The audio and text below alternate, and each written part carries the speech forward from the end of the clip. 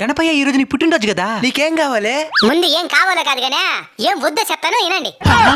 ముందు నా చెవుల దగ్గర నుంచి హై వాల్యూమ్ స్పీకర్లు తీసేయండి. చూడొచ్చేసే మార్గుంది. మీకు నిజంగా పాడాలనిపిస్తే ఒక భక్తి పాట నేర్చుకుని పాడండి, పరవశించిపోతాను. తాగి గుళ్ళో దర్శనానికి వెళ్తారా? అమ్మమ్మ, మరి నా మండపం కూడా గుడితో సమానమే కదా, మరెందుకు తాగొస్తున్నారు? తాగి నా ముందు ఆ డబుల్ మీనింగ్ పాటలకి గంతులేయడం వల్ల నన్ను తక్కువ చేసిన వాళ్ళు అవుతారు కానీ నా భక్తులు అనిపించుకోలేరు. ఇంకోటి, ఉన్నంతలోనే ఉత్సవాన్ని జరిపించండి. మీరు ఎంత పెట్టుబడి పెట్టారనే దాన్ని నేను చూడను, ఎంత ప్రేమను పెట్టారనేది మాత్రమే నేను చూస్తాను. ఒకే గ్రామంలో 3-4 విగ్రహాలు పెట్టడం వల్ల మీలో ఐక్యత నశిస్తుంది. అందరూ కలిసిమెలిసి ఒకే విగ్రహాన్ని పెట్టి పూజించండి. నేను మీలో ఐక్యతకి కారణం అవ్వాలి కానీ గొడవలకి కాదు. స్వామి మేమైతే తాగి రావడం, డబుల్ మీనింగ్ పాటలకి డాన్స్ వేయడం ఇవేవి చేయలేదు స్వామి.